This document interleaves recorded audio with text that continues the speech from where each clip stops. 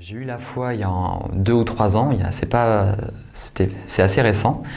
C'était à Tressin en fait. J'étais venu pendant une retraite famille pour aider le foyer et on nous avait proposé de participer à une veillée louange avec des chants en langue. Et tout le monde était debout devant l'autel, entouré l'autel, et il y avait comme une gélatine d'Esprit Saint en fait. C'est là que j'ai compris en fait que c'était... Enfin, il existait vraiment. Tout d'un coup, mes mains se sont levées, j'ai eu la foi. C'était un truc assez prenant. Et jusqu'à la fin de la retraite, j'étais vraiment sur une sorte de nuage. C'était super. J'ai dit, ouais, Dieu, toi et moi, c'est pour la vie. Tout ça, je voulais vraiment pas lâcher ça. Et puis, la retraite est terminée. 1 mois, 2 mois sont passés. J'ai retrouvé les messes de ma paroisse, qui n'étaient pas très, très dynamiques. Donc, c'était pas vraiment la même ambiance qu'à Tressin. Et donc, au fur et à mesure, ça a un petit peu diminué. Puis même à un moment, j'ai carrément mis ça de côté puisque je me suis dit, oh, j'aurais plus qu'à retourner à Tressin et puis je remonterai au top en fait. L'année suivante, c'est vrai, je suis revenu à Tressin. Dès que 2-3 jours après, ça y est, j'étais remonté au top, j'étais super content et tout, mais ça m'inquiétait un petit peu, ça me troublait parce que je me disais, enfin, je profite de Tressin, mais c'est peut-être pas ça la vraie foi. Donc en fait, j'en ai parlé à un prêtre qui était sur place.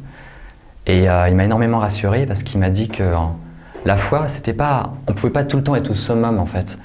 Que c'était une vague, enfin, des fois on était tout en bas, des fois on était tout en haut, et c'est vrai, on avait besoin d'un certain élément qui nous permettait de remonter au summum des fois. Donc moi personnellement j'étais rassuré, je me dis ouf, je suis pas un bizarre, voilà exactement. Et donc la retraite s'est terminée aussi, j'étais encore ouais Dieu, toi et moi c'est pour la vie. Hein. Et je suis retourné dans ma paroisse avec ces messes un petit peu, ces prêtres un petit peu antiques, tout ça. Et ça a recommencé à baisser. Il me dit, oh là là, vite, il faut que tu trouves le truc pour retourner au summum sans avoir besoin de retourner à Tressin. Et c'est là qu'en fait, je suis entré dans une aumônerie. Si, on parlait de la foi, mais c'était plus une réunion entre potes, tout ça. Donc moi, ça me plaisait bien. Et puis, ils nous avaient proposé de partir à Thésée avec une organisation du diocèse. On y allait, et là, il y a des chants méditatifs à Thésée, et là, il y avait une partie où on priait avec les chants méditatifs, une partie où on s'amusait, donc c'était parfaitement mon élément, j'étais vraiment dedans, c'était mon petit nuage, autre part qu'à Tressin, je trouvais ça génial. Et j'étais rassuré, parce qu'il n'y a pas que à Tressin où je voyais que j'avais la foi. Donc ça a duré 1 semaine à Thésée, je suis revenu dans ma paroisse. J'ai essayé de caser un petit peu des chants de Tressin, de Thésée dans les messes. Ça a un petit peu marché, mais c'était un petit peu difficile puisque pas tout le monde ne connaît ces chants. Voilà, donc j'ai essayé tant bien que mal quand même de garder ces chants pour que ma foi continue, puisque c'est avec la louange que j'arrive à tenir.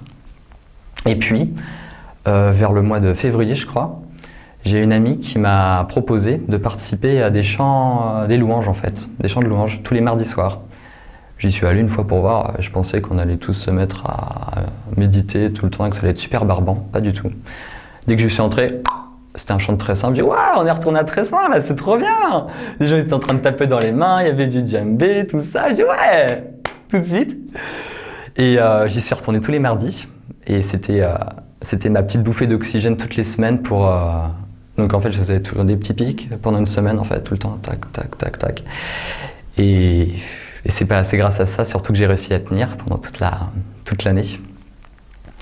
Et puis la période du bac est arrivée. J'ai dû mettre de côté le mardi soir les chants louanges parce qu'il fallait que je révise.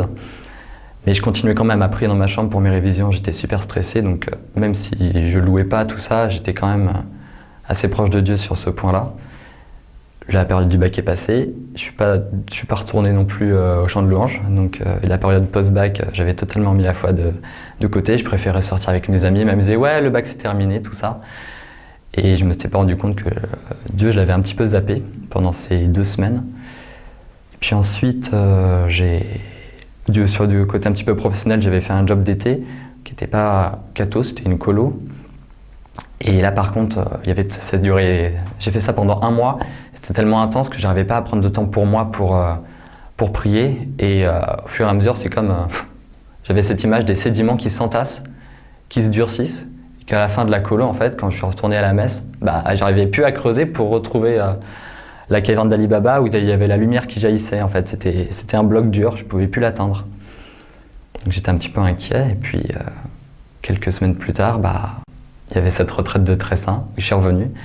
Et on va dire 4 heures après que je suis revenu, la grande bouffée d'oxygène, comme de l'hélium, j'étais super content, super joyeux. Ah, ça y est, il y avait une petite brèche dans le mur de sédiments. Et plus j'avançais dans la retraite, les chapelets, les louanges, tout ça, et plus je sentais que la brèche s'ouvrait. C'est pas encore terminé. On va dire que là pour l'instant c'est un petit trou. Mais voilà, quoi. Enfin, je vais essayer qu'il n'y ait plus trop de murs de sédiments entre moi et Dieu, voilà, exactement. Et voilà. Donc c'était pour témoigner que voilà, la foi, elle est jamais au top et qu'il faut faire attention de la maintenir de temps en temps, en fait.